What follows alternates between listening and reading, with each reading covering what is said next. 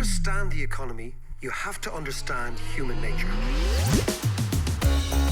This podcast is powered by Acast. You don't really need to know this. You're very welcome to the podcast, but John has just told me his buttocks are a little bit tight.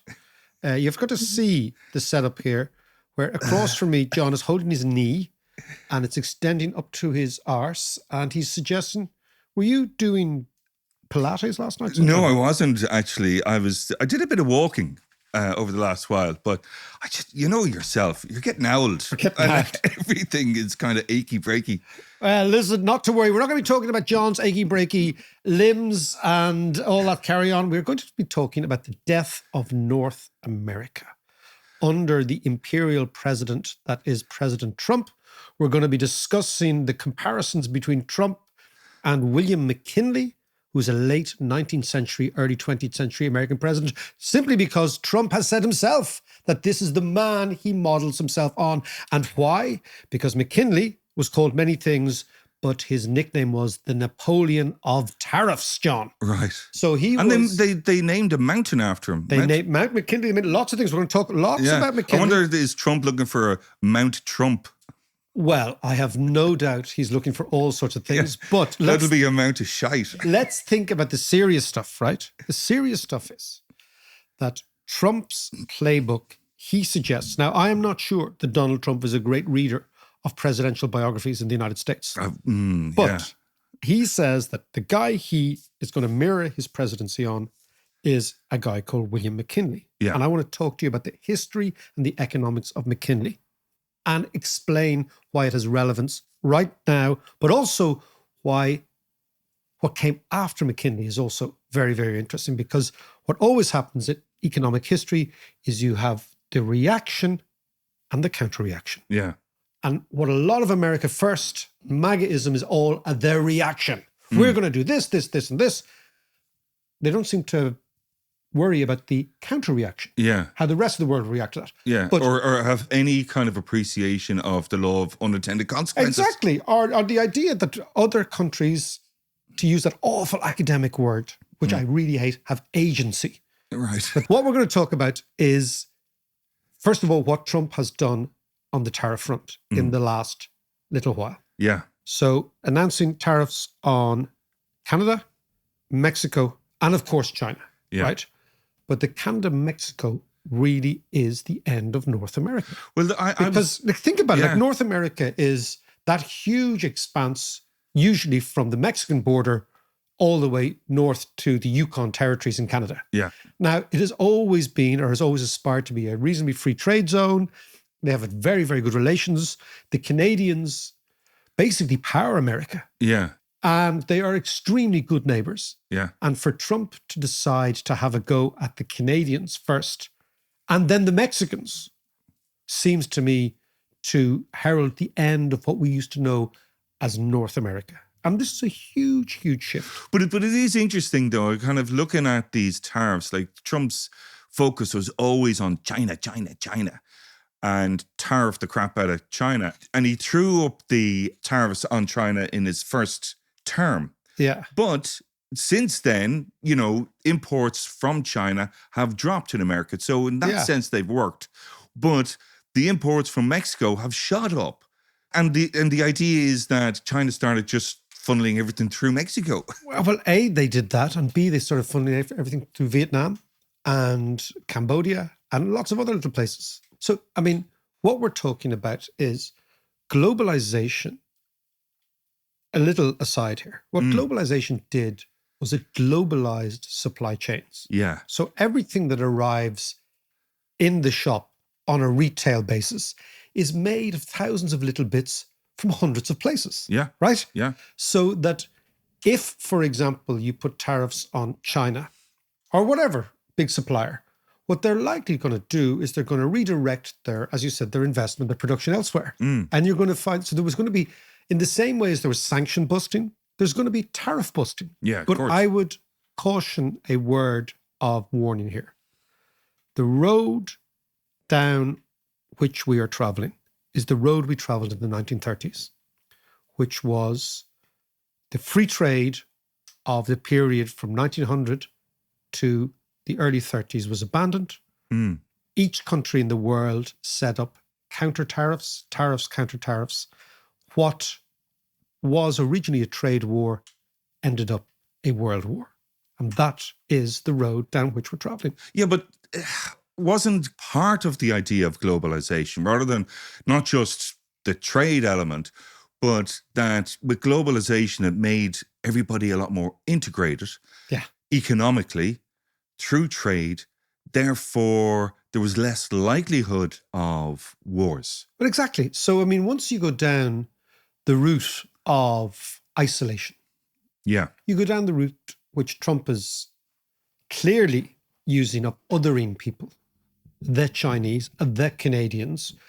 And what you're doing is you're setting up a framework to look at the world through a very nationalistic lens. Yeah. And that tends typically to be the route that countries hurtle towards disagreements.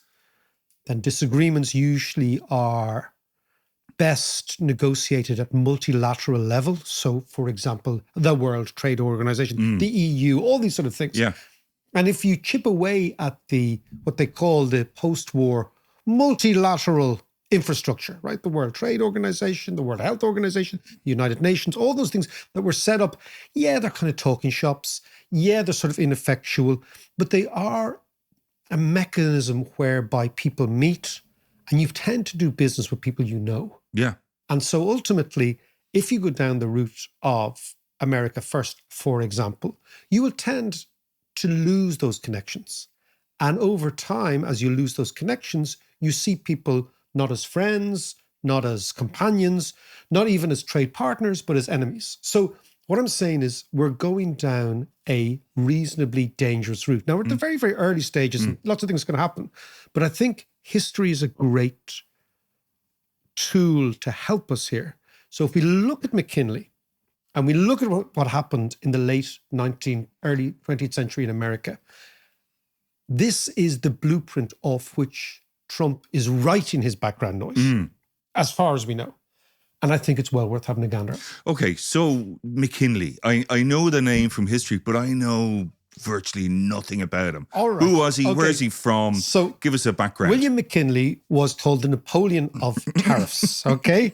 He was from a place... Napoleon is popping up. All the time.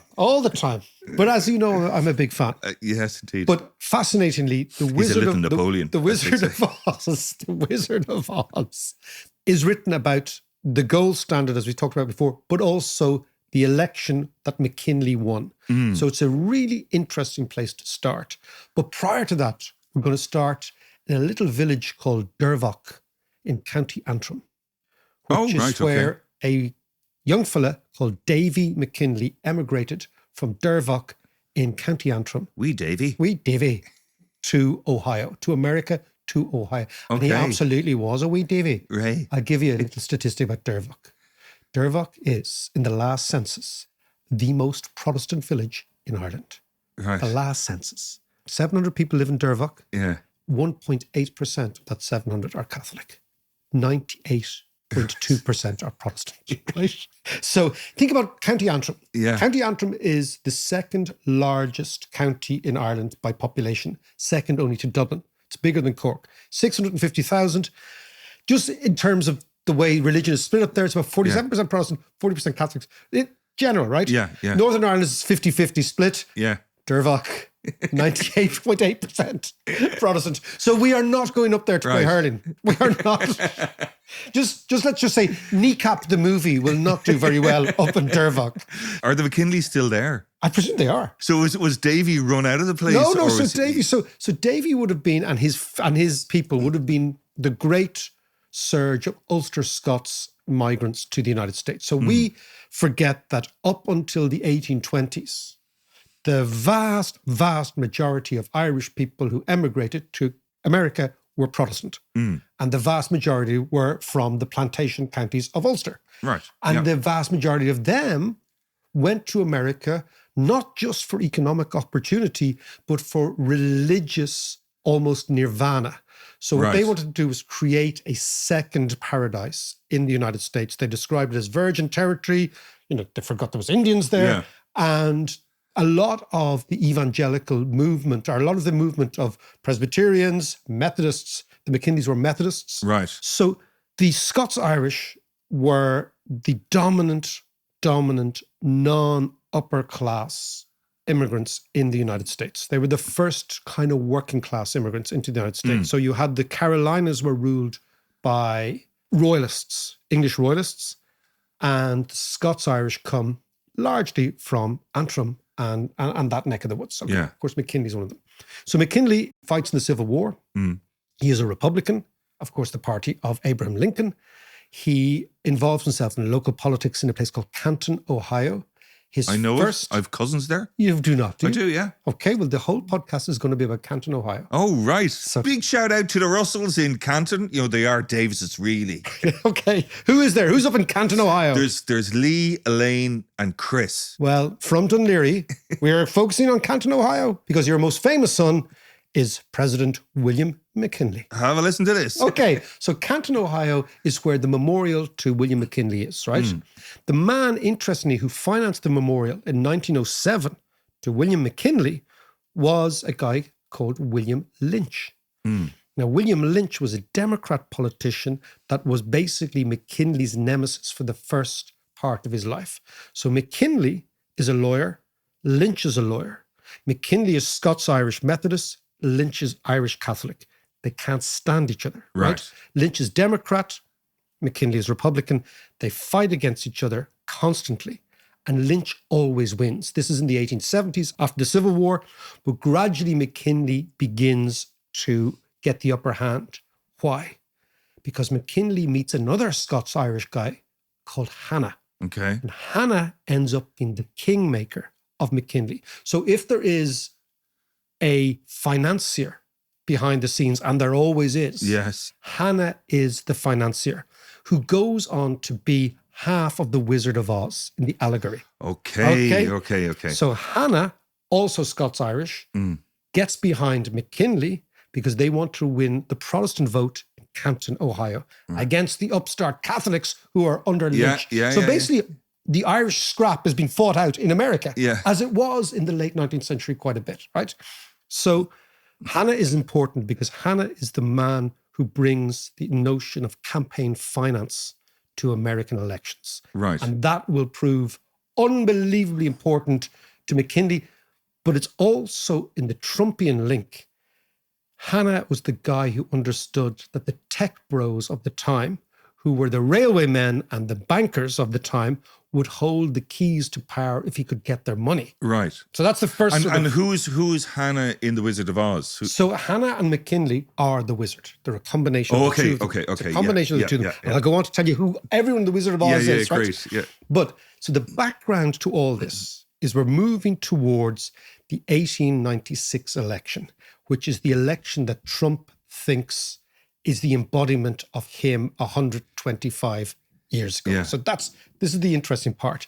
And we're moving towards an America after the Civil War, which is characterized by deflation, right? Okay. This is the background noise. And this is the monetary economic link to McKinley, to the Wizard of Oz, and to what subsequently becomes the Napoleon of Tariff presidency. Now, McKinley does lots of other things when he's in president. He expands America. He becomes an imperial president.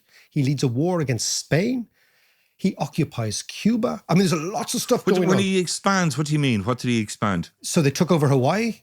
Oh, okay. Right? That was so under the his Hawaiians watch. are just sitting there, you know, what do the Hawaiians do? What's the thing they do? I don't know. White Lotus. They're out canoeing. They're out canoeing. They're just basically doing their own thing. Yeah. And fishing, canoeing, doing the hula. That's what they're doing. So they're doing the hula, just hanging out, right? The Americans take them over out of nowhere. So Hawaii is the Greenland of this story. Yeah. He also starts the Panama Canal, McKinley, echoes of Trump. Right. And I'll explain why he starts the Panama Canal in Panama and not Nicaragua. Very important. Why it's related to the 1898 war, America against Cuba. Right. You might, if you've ever been to Cuba, you might fly into Jose Marti Airport, which is the airport in Havana. Jose Marti was the leader of the Cuban rebels, who the Americans backed, ironically, against the Spaniards. Yeah. You might even talk about Franco. He's in the mix too as well here. Okay? Because I've just finished a book about Franco. Of course so I'll tell you about that. So there's lots going on. Yeah. But the key economic fact that characterizes the United States in the late 19th century is massive migration of people from Europe, first Irish, then Italians, then Jews. Yeah. In this period, right? That's a huge change in the urban structure of the United States. And this shifts the balance away from rural America, which had been the case up until the 1880s, Sure. to this new migrant, immigrant, and foreign Yeah. urban America.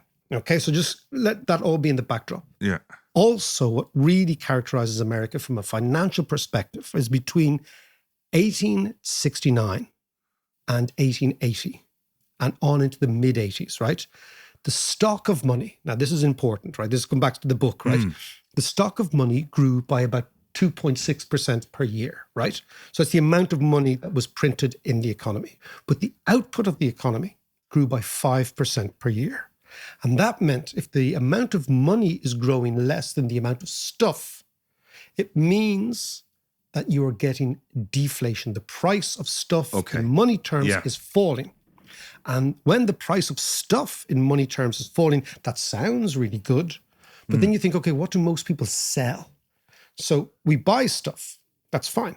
But what do we sell? We sell our labor. So what tends typically to happen in deflation, the thing that most of us sell is our labor, wages are falling. Right. And as wages are falling, you are creating the background noise for urban and rural disenfranchisement. A cost of living crisis. Exactly, John, a cost of living crisis.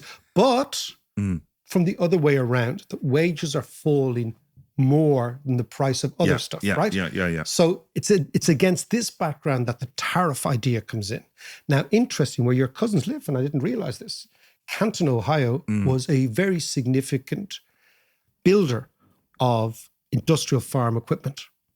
And McKinley was convinced that protectionism would protect them from British, particularly British, and increasingly German farm equipment. So he saw Canton as a microcosm of America, that if they could protect small industries in Canton, which built into bigger industries, protected by the wall of tariffs, that they could do the same thing for America, right? So then we go into the 1890s, and this is the Wizard of Oz territory. Right. So the Wizard of Oz is an allegory of the characters who were involved in the 1896 election that William McKinley won. And William McKinley won this election for the first time using corporate money, which is why he's kind of Trumpian. Right. He also, in his inauguration speech, he said, we will adopt tariffs, number one, our two big policies, and we will never involve ourselves in overseas wars. Right. Now, where did you hear that? Yeah. You heard that last week. Yeah. In the end, they involved themselves in loads of overseas wars, but not with big enemies, with small enemies. Greenland. Exactly, with Panama, Greenland, these little small places, right? Yeah. That's the interesting parallel here. And why did they involve themselves in wars? Because McKinley knew that wars were unifiers of the American people. If you create an enemy outside, even a small one. Now, what McKinley wanted to do was he wanted to unify, and it's quite interesting, the South and the North. So after the Civil War, the Confederates and the Yankees hate each other. McKinley understood that if he could create a war, they could bring together the soldiers from the South and the North for the first time since their dads had fought each other in the Civil War, and this might unify. So they used it in a very mendacious, duplicitous, and I think quite a nasty fashion. But we'll talk about that in a second, right? But the characters in The Wizard of Oz, and I know you're watching Wicked at the moment, John, right? I'll come back to that. We'll come back to Wicked. Because that is an allegory for today, actually. Exactly. So if you imagine, so McKinley's finance buying is the mouthpiece of big business. Big business wants the gold standard to remain in place. Why? Because they're rich. So what tends typically to happen, if you want the status quo, you tend to say, well, keep the currency as it is, right?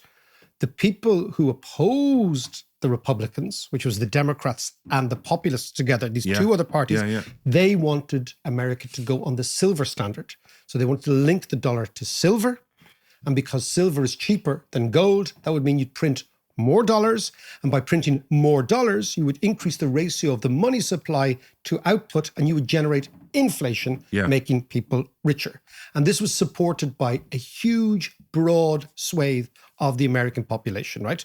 Now, in terms of The Wizard of Oz, the wizard himself is a combination of McKinley and Hannah. So McKinley and his financier, right? So he's able to be everything to everyone. That was the whole Wizard of Oz thing. But in reality, he's just a little fella hiding behind a facade of prestige and pomp and ceremony. Yeah. Right? Yeah, okay. yeah. The Tin Man is the northern factory worker in America, right? Again, all these immigrants who've just come in, right? And he'd no love in him. Now, that's the fascinating thing. He had no love in him, but the idea behind the Tin Man was that this worker was so browbeaten by the capitalists who were in McKinley's pocket and financing McKinley that they were pushing the average worker to basically all work and no play makes Johnny a dull boy, right? They were working them too hard. They were dehumanizing the workers. Right. And that's why they couldn't show love, because they were dehumanized, because they were basically, as the Marxists would say, they were working all the hours God gave them and they'd no joy in their lives, right? Yeah.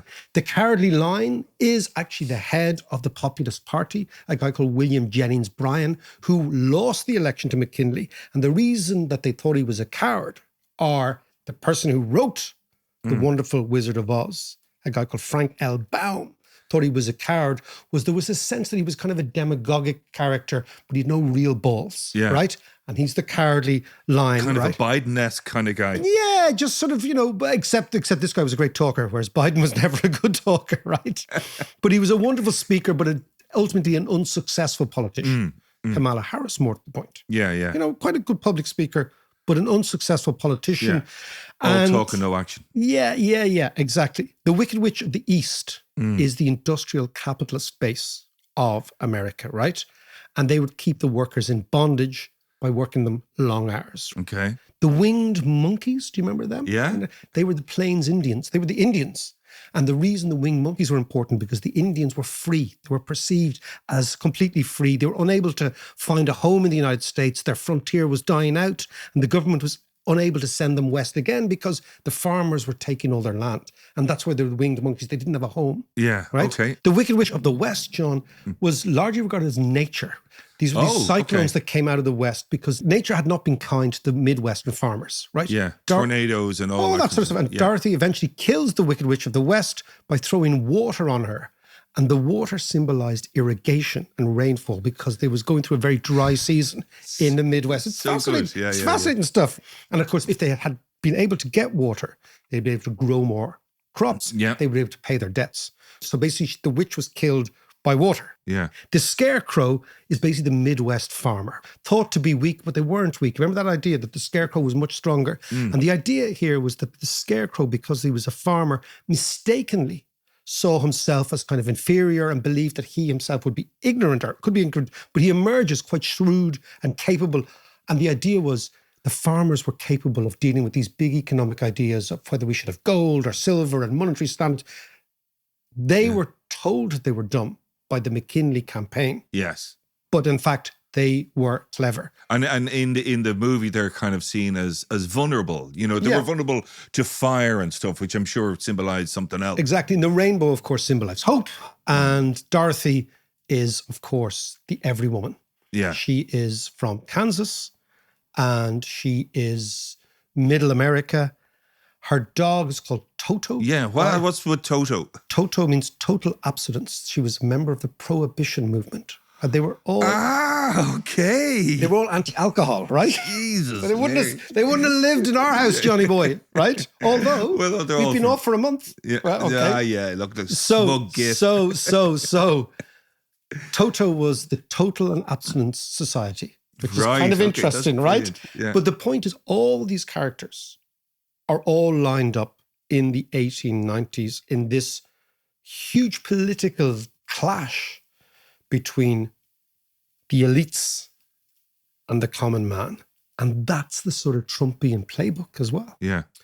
And in the end, John, Dervock's finest, William McKinley, the Napoleon of Tariffs, wins the election for the Republican Party, the party of Abraham Lincoln. Yeah. And amazingly realigns the entire American political map, because the farmers and the Southerners and the more agricultural people did vote Democrat, but interestingly, the Northeast all voted Republican. And that alignment, even though it doesn't seem like the case now, remained the case until the election of Roosevelt in 1932. So for 30 years, the map of America was dictated by McKinley's victory in 1896. And this is the man that Trump models himself on. Okay, so in that 30 years, what did he do? Well, and what was the impact? But actually, before you answer that, let's do a quick bit of this. Okay.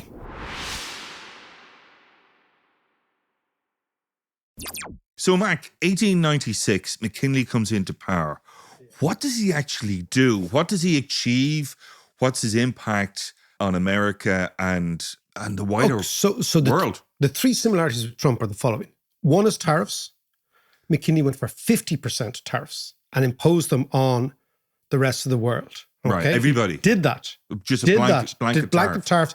But America wasn't as integrated in the world then. It was much more isolated. Sure. So number one, tariffs. Yeah. Number two, he was backed by J.P. Morgan and J.D. Rockefeller, who were the Bezos or the tech bros of the their time, day. right? Yeah. And he said, don't worry, I'll look after you guys, Yeah. right? And protectionism will help you guys because it'll keep out foreign competition as well. And you guys will get richer. So we're all sweet. Yeah. And the third one is, and this is the fascinating thing, he was an imperial president that for the first time since the War of Independence, so 1776, began to acquire territory overseas. By force. Yeah. And picking fights with people in the neighborhood. Yeah. Right? Now, this is where the Greenland stuff comes up with Trump, right? So how did this all play out? So he arrives in 1896, and his inauguration speech, as I just mentioned, said tariffs and no big wars. Yeah. But they executed small wars. At the end of the McKinley first term, the Americans had acquired Puerto Rico, Hawaii, and the Philippines. People forget the Philippines was a protectorate of the United States. Right. But these are a long way from the United States. Yeah. And Guam as an American protectorate. So how did this happen? Fascinatingly, there is, at the same time as America is rising, and this is probably, could be an allegory for Europe at the moment, right? Spain is at the end of its power, right? So Spain, the great big colonizer of the 16th, 17th century, is now only a shadow of its former self. It has lost all of Latin America, mainland Latin America, but it has colonies in Philippines, bizarrely, and of course, Cuba. Right. And Cuba is now rebelling against rule from Madrid. And Cuba, as we know, is right beside America. Yeah. And the Cuban rebels under Jose Marti, although Che Guevara and Fidel will never say that because they embrace Jose Marti as a great Cuban independence leader against the gringos. Yeah. He wasn't against the gringos, he was against the Spaniards. Right. And he called on the Americans to help the Cuban revolutionaries, an independence movement against Spain in 1896, 97, right. Okay. Just when McKinley gets in. And McKinley then thinks, okay, well, maybe I can unify the states using an American army and the South and the North for the first time since the Civil War. So why don't we send in a couple of gunships into Havana and help the rebels? And of course, the Spaniards sunk one of the American warships, and the American used that as causa bellum. You know that idea, the cause for war. Right. The way that Hitler used Danzig as the cause for war. So they said, okay, you've shot into one of our warships. Yeah. So on June the 20th, 1898, the United States invaded Cuba and took over the place under a general who sounds distinctly a bit like the Star Wars guy, William Shatner. Features on stump. Exactly. There you go. The things you learn, okay? Right? So in the peace treaty with Spain, because the Americans won, Spain ceded Cuba to America as a protectorate, Guam, and the Philippines. And John, one other thing about the Spanish-American War, right? The Americans defeat the Spaniards. The Spanish narrative about the decline of Spain, and Spain has been stabbed in the back by politicians. The Spanish military didn't lose, exactly like Hitler. The politicians stabbed them in the back by having a treaty with the Americans. And who becomes imbued with this sense of humiliation? A young army officer called Francisco Franco. Franco used the humiliation of the war against the Americans as part of his rallying call for the nationalist cause in the Spanish Civil War. Yeah. Right? Now, fascinatingly, in a very, very un-PC world, in The Wizard of Oz, there were a crowd called the Yellow Winkies. Right. And I know it's very, very old school. Yeah. That was a reference to Filipinos. Right. Because the Yellow Winkies were enslaved by the Wizard of Oz, in The Wizard of Oz. But Right. that is an allegory for the fact that McKinley wouldn't give the Philippines independence. And he acquired it as an American territory. So they were the Okay. Yellow Winkies, John. That's the sort of stuff. That wouldn't go down That too well. wouldn't, that would not pass. Yeah. That would not pass the PC filter these days, right? So a bit like Trump in Greenland, taking over by force. What you have is the invasion, or the American taking over of Cuba. Now, in fairness to the Americans, they did pull out, and Cuba became independent in 1902. But there was a period where the Americans were involved in Cuba. Now, fascinatingly, and this is where the Panama Canal comes in, and of course Trump's obsessed with this now, right, is the war against the Spaniards, which was fought off the coast of Florida, and it was a naval war in the main, reinforced or exposed to the Americans the madness of having a Pacific Navy off the coast of California, which were projecting American power into Hawaii and beyond to Japan. Remember we talked about the Meiji Restoration many, many years ago in a podcast. But they had an Atlantic Navy and a Pacific Navy, but they couldn't talk to each other. They couldn't actually join each other unless the Pacific Navy went down Cape Horn around the back of Chile and up, which took them ages. Well, not only that, it was a really dangerous route. Dangerous route. So what did that prompt? Building a canal. Yeah. So they'd already had a treaty with the Brits about building a canal, and both sides said, we'll never build one, or we won't at least build a canal through Central America without talking to each other. Yeah. McKinley said, enough of this, carry on. Yeah. And he was the man who, after the Spanish-American War, said, we've got to build this canal. And basically he chose Panama over Nicaragua, even though Nicaragua is actually a shorter distance. Why? Because of a little backsheesh. Okay. Yeah. And of course, it was American businessmen Yeah. that financed the Panama Canal, and American private money. And that's what Trump is now referring to when he says, we built it. Yes. It was completed in 1912, but it was started under McKinley. Yeah. So there's all these fascinating parallels with American economic history, with monetary history, with American fiscal policy, with American finance, with American tariffs, with American expansionism. And at the source is this guy, McKinley. But McKinley wins the second election, 1900. Yeah. A landslide. He's incredibly popular. He's fought a Because of all the stuff exactly. he's done. He's fought a successful war. The tariffs have worked. America is prosperous. Things He's are going. expanded. He's built the Panama Canal. He's changed the narrative for America. We're now beginning to become a muscular, massive power. So he aces the second election, okay, 1900. But of course, America is powerful. But the underlying problems of the poverty of the working class, poverty of the farming class haven't gone away. Yeah. And during this period, of course, urban America becomes a hotbed of anarchism. Yeah. Right? Early stage Marxism, but it's not even Marxism at that stage. It's kind of Marxism, but it's beginning to find its way. So there's a huge amount of revolutionary ideas going on in urban America, and they're largely brought from European migration. So you get these huge Italians, Jewish, East European, German, and of course Irish migrants, all of whom are basically working for the man. Yeah. And deep ideas of communism, socialism, anarchism, they're all in the Chicagos, the Philadelphias, the New Yorks of this world. These are hotbeds for ideas. So McKinley comes in and he is very much the man. He is supported, of course, by big business. Everything's going according to plan. 1901, he gets assassinated by an anarchist, a Polish immigrant. Yeah. And he then dies after about 10 days. He gets shot in the abdomen and he dies of gangrene. Right. Not in the ear. Not in the ear.